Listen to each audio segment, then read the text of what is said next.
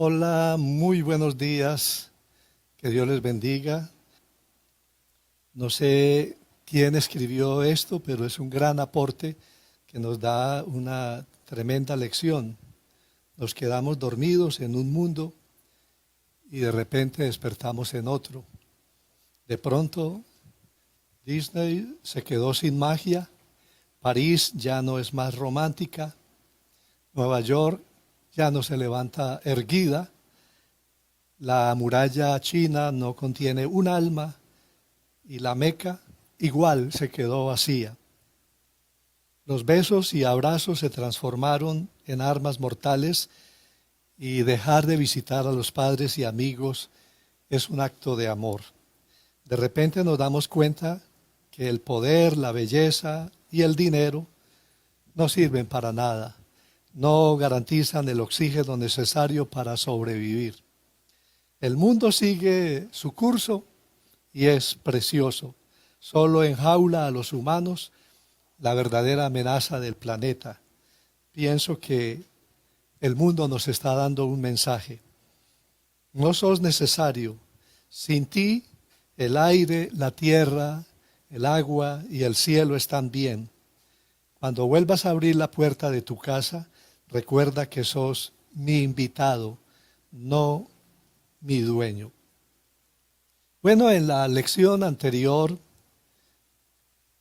les hablaba acerca del maravilloso plan de Dios, el deseo de conformar su familia con la raza humana, la única manera de adquirir, digamos así, como el pasaporte para ir a la gloria de Dios, que es a través del Señor Jesucristo. E hicimos la invitación a recibir al Señor como el Salvador, como el Señor de nuestra vida. Se hizo una oración que acostumbramos a hacer, una oración de fe, pero pues hay que entender que la manera para tener la gracia de Dios, para mantener la seguridad de la salvación, va más allá de hacer una oración. La oración es el contacto con Dios para empezar esa nueva vida, pero a partir de ahí, pues hay que dejar que el Señor sea el Rey de nuestra vida. Hoy vamos a tener también una enseñanza en 3 secciones. Cómo tener a Cristo como el Señor es la mejor forma para lidiar con los temores, las preocupaciones y la bendición de permitir que el Señor gobierne nuestra vida y el pecado de no permitir que Cristo reine en nuestra vida. Entonces vamos a empezar cómo lidiar con la preocupación, con este nuevo virus espiritual, la preocupación. ¿Se encuentra usted hoy muy preocupado? Las preocupaciones indican algo por lo que estamos inquietos o nerviosos. La preocupación es el enemigo de nuestra paz que astutamente entra en nuestro corazón y planta semillas de duda y de temor. Todos tenemos preocupaciones preferidas: las cuentas, el futuro, la salud, los trabajos, las relaciones interpersonales, los problemas matrimoniales y los niños. ¿Le ha llegado a consumir la preocupación hasta el punto de que se ha vuelto usted un manojo de nervios? Entonces tal vez padece el desorden de ansiedad generalizada. Un poco de preocupación es normal, pero la preocupación constante y exagerada no lo es. La preocupación, que es la muerte de la felicidad, puede conducir incluso a la muerte física. Una antigua sentencia dice: aquellos que no saben cómo combatir la preocupación mueren jóvenes. Los médicos dicen que de cada 10 personas, 2 llevan inquietudes encapsuladas que les afectarán y tienen 7 veces más posibilidades de morir de enfermedades del corazón. Y precisamente porque todos nos preocupamos, Jesús trató ese problema. En Mateo 6:25, Él dijo, no se afanen por las necesidades básicas de la vida como alimento, vestido, vivienda. Y allá en el verso 34 dice, no se afanen por el día de mañana, no se afanen por el futuro. El apóstol Pablo tiene una frase extraordinaria que le ha dado paz a todos los cristianos de todos los siglos. Esta de Romanos 8:31. Si Dios es con nosotros, ¿quién contra nosotros? Realmente cuando vamos de la mano de Dios podemos estar tranquilos. Necesitamos recuperar esa esperanza, esa confianza. Contaba un hombre que cuando era niño caminó con su padre una distancia de casi 5 kilómetros desde su casa rural hasta la casa de su abuela. Y mientras se encontraban de visita allí, el sol se puso. Entre nuestra casa y la casa de la abuela, dice este hombre, había un pantano. Y esa noche, mientras regresábamos, el cloar de las ranas, el chirriar de los grillos y las sombras de los árboles nos asustaron, o me asustaron. Le pregunté a mi padre si había peligro alguno de que algo nos atrapara, pero él me aseguró que no había nada que temer. Y así, tomándome de la mano, dijo, no voy a permitir que nada te haga daño. Inmediatamente, concluye este hombre, pasaron mis temores y algo maravilloso, me sentí preparado para enfrentar el mundo. Viéndolo bien, todas las preocupaciones por las que usted se está desvelando, cualesquiera que sean, es un problema de control. Me explico. La raíz detrás de la preocupación es el miedo que usted tiene de no poder controlar las cosas. La preocupación es siempre un esfuerzo por controlar lo incontrolable. Preocuparse es asumir la responsabilidad que Dios nunca quiso que usted tuviera. Cada vez que usted trate de controlar lo incontrolable, hijos, país, economía, ambiente, salud, etcétera, usted se va a preocupar. David, cuando todavía era un pastorcito de ovejas, un jovencito, nos da la fórmula para vencer la preocupación. Vivir bajo el señorío de Cristo Jesús. En el Salmo 23, verso 1, en la Nueva Versión Internacional dice, el Señor es mi pastor, nada me faltará. Noten el orden. Primero es su Señor, luego su pastor y consecuentemente tendrá todas sus necesidades cubiertas.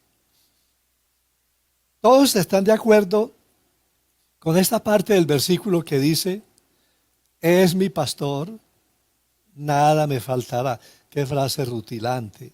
Pero pocos prestan atención a la expresión con que empieza el versículo. El Señor. Voy a ser sincero.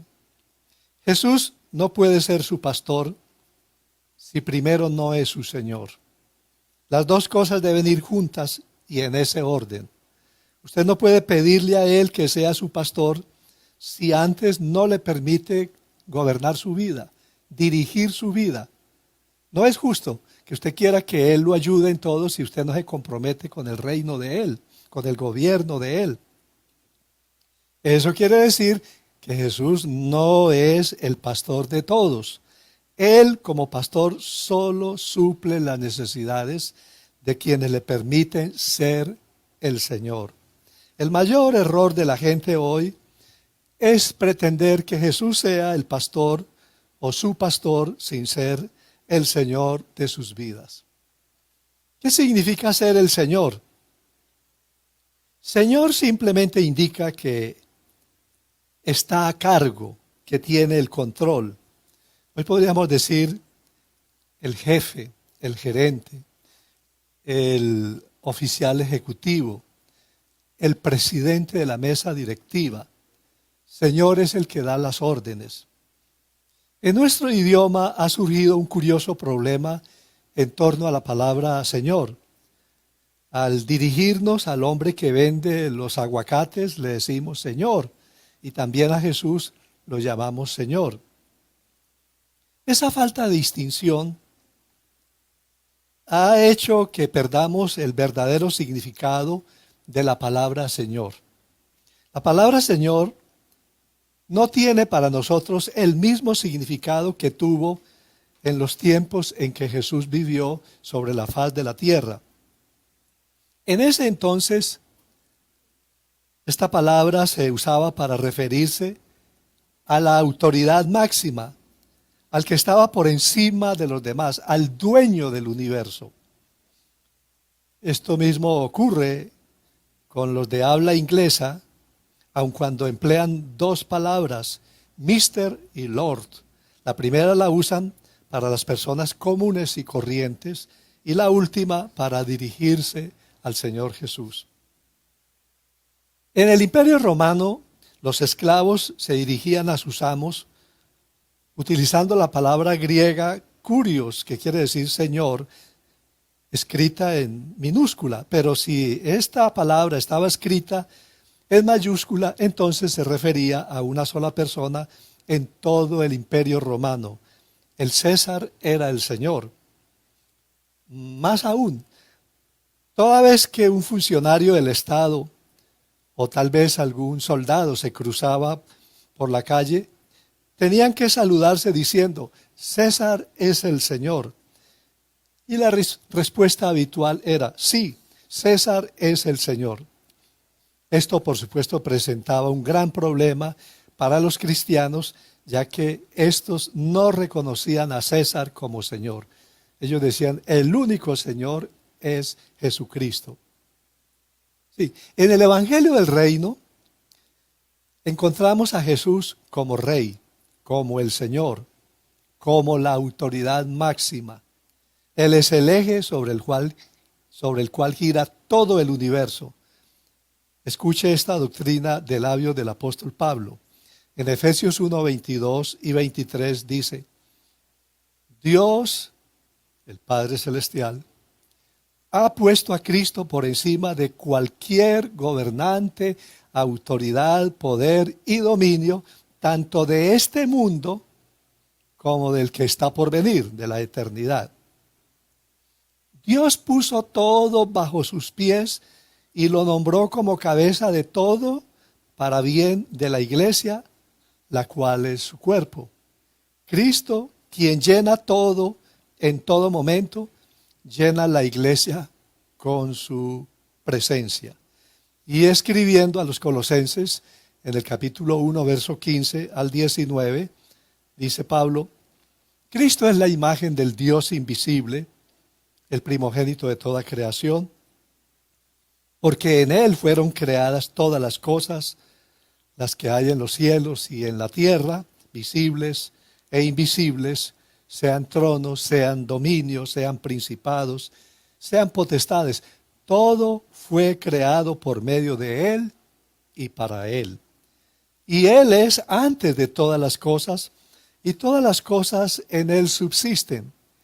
Él es también la cabeza del cuerpo, que es la iglesia, y es el principio, el primogénito de entre los muertos, para que en todo tenga la preeminencia, porque al Padre agradó que en Él habitara toda la plenitud. Y en el día de Pentecostés, ese fue el tema del discurso del apóstol Pedro. Él concluyó su sermón diciendo en Hechos 2:36. Sepa pues ciertísimamente toda la casa de Israel que a este Jesús, a quien vosotros crucificasteis, Dios le ha hecho Señor y Cristo. Y cuando los oyentes de este discurso comprendieron que Jesús es en realidad el Señor, dice en el verso 37, que se compungieron de corazón y preguntaron: varones hermanos, ¿qué haremos? La respuesta del verso 38 fue: arrepentíos y bautícese cada uno de vosotros. Y se bautizaron ese mismo día como 3,000 personas. Y por cuanto aceptaron el señorío de Cristo, eso es lo que nos lleva a la salvación. No simplemente hacer una oración, aceptar el señorío de Cristo, lo cual quiere decir que cambiamos de vida. Por cuanto aceptaron el señorío de Cristo, fueron salvos. Por eso es lo que dice Romanos 10:9.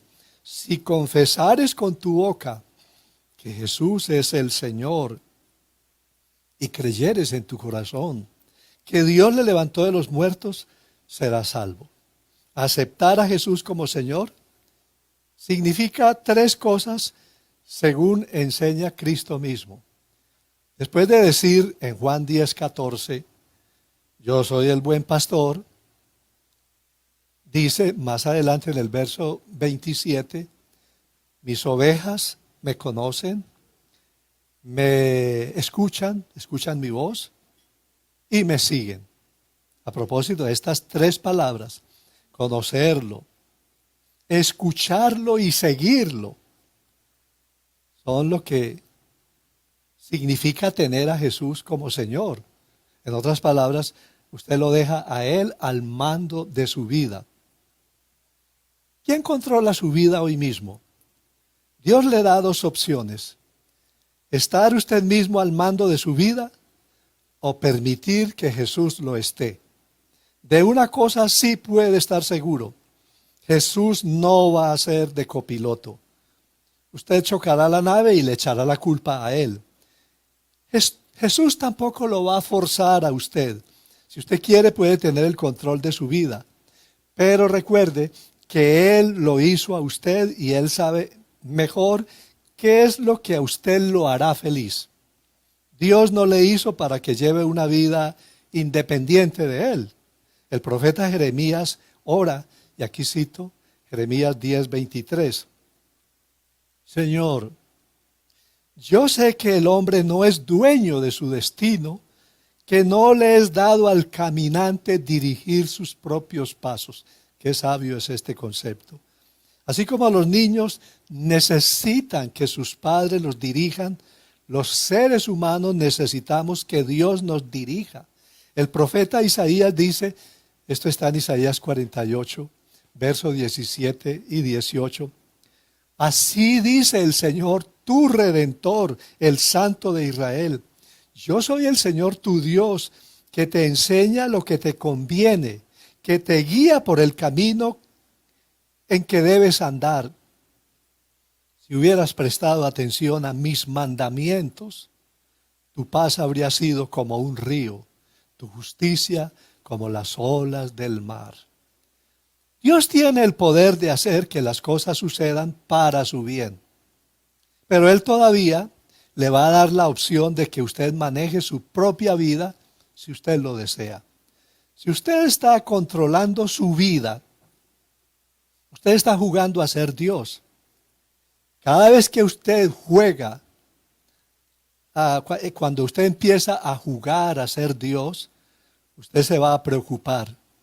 Cuando usted empieza a tratar de controlar las cosas y hacer que funcionen, y se obliga a usted mismo a controlar muchas cosas que están fuera de su control, entonces hay dentro de usted una pequeña voz que le dice, ¿a quién tratas de engañar?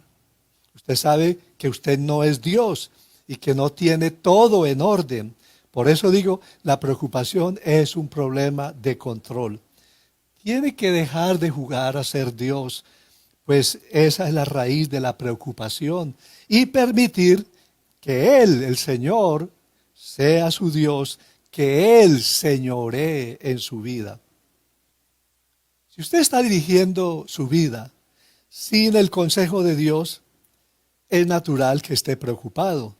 La mayoría de las cosas en su vida, usted no las puede controlar. Entonces, usted tiene toda la razón de preocuparse. Pero si Cristo está dirigiendo su vida, si Él es su Señor, entonces será su pastor y puede estar seguro de que Él sí puede controlar cualquier cosa para que usted no se preocupe. Lo mejor es dejar que el Señor, que Jesús sea el Señor de su vida. Ese es el secreto de la verdadera prosperidad.